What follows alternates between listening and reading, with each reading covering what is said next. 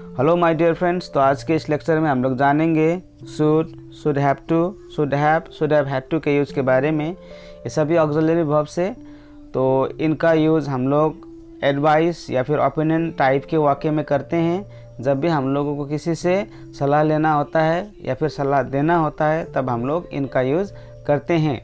तो ये जो भी ऑक्सिलरी वर्ब्स है, ये सभी प्रकार के सब्जेक्ट्स के साथ हम लोग कर सकते हैं, जैसे कि सिंगुलर हुआ और प्लूरल। यहाँ पर है आई, वी, दे, इन सभी के साथ हम लोग इनका यूज़ कर सकते हैं। तो चलिए जानते हैं उदाहरण से। शुड हैव टू, सबसे पहले शुड हैव टू के बारे में हम लोग डिस्कस करेंगे। और B1 का मतलब होता है यहाँ पर वर्ब का फर्स्ट फॉर्म। कियारा को उसे समझाना चाहिए, तो इसका दो इंग्लिश ट्रांसलेशन है। तो पहला में क्या है, Kiara should make him understand. अगर लड़का है तो हिम, लड़की है तो her. Kiara should make him understand बोलेगा तो यहाँ पर कियारा को उस लड़के को समझाना चाहिए। यहाँ पर कोई ज़बरदस्ती वाला बात नहीं है। लेकिन नेक्स्ट में अगर आते हैं, Kiara should have to make him understand, तो कियारा को उस लड़के को समझाना ही चाहिए। तो सेकंड वाला में समझाना ही चाहिए, पहला वाला में क्या है, समझाना चाहिए। तो जब भी हम लोगों को एम्फेसाइज देना होता है तो हम लोग क्या यूज़ करते हैं, शुड हैव टू। और जब भी हम लोगों को एम्फेसाइज नहीं देना होता है, इन अ नॉर्मल वे बोलना है, तब हम लोग शुड का यूज़ करते हैं। हमें उसके साथ नहीं जाना चाहिए, तो इसका भी दो ट्रांसलेशन है। We should not go with him, यहाँ पर क्या है, इन अ नॉर्मल वे हम लोग यहाँ पर बोल रहे हैं। लेकिन नेक्स्ट में आते हैं, we should not have to go with him, तो हम लोगों को उसके साथ जाना ही नहीं चाहिए।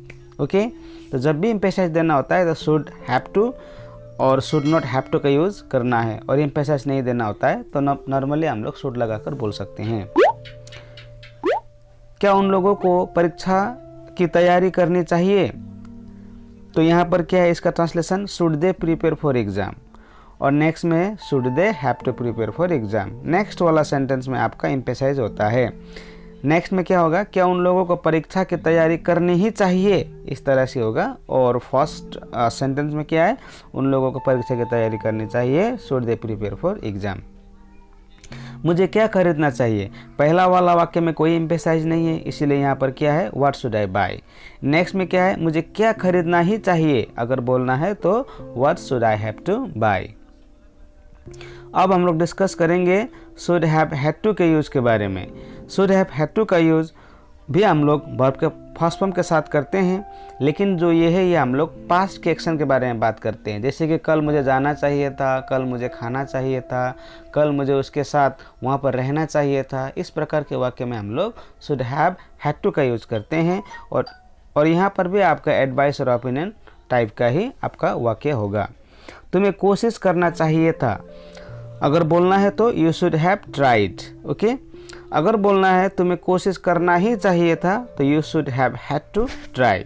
फ़र्क ये है, अगर तुम्हें कोशिश करना चाहिए था तो यहाँ पर क्या है, यू शुड हैव ट्राइड। अगर बोलना है तुम्हें कोशिश करना ही चाहिए था, एम्फेसाइज लगाकर, तो you should have had to try. Okay, Jimmy को ऐसा नहीं करना चाहिए था, ये हुआ हम लोगों का negative sentence. Jimmy should not have done so. अगर आपको बोलना है कि जिम्मी को ऐसा नहीं करना ही चाहिए था, तो Jimmy should not have had to do so. जब हम लोगों को एम्फेसाइज करना होता है, तब शुड हैव हैड टू का यूज़ करना होता है। क्या प्रणय को तुम्हें फ़ोन नहीं करना चाहिए था, ये प्रश्न हुआ। Should Pranay not have phoned you. Phone का थर्ड फॉर्म फोन्ड होता है। अगर बोलना है क्या प्रणय को तुम्हें फ़ोन ही नहीं करना चाहिए था, तब आपको बोलना है should Pranay not have had to phone you. जब हम लोग शुड हैव हैड टू लगाते हैं तो वर्ब का फर्स्ट फॉर्म यहाँ पर फोन है, फोन्ड नहीं है। मुझे किसको बोलना चाहिए था, whom should I have said। अगर मुझे बोलना है मुझे किसको बोलना ही चाहिए था, तो यहाँ पर होता whom should I have had to say।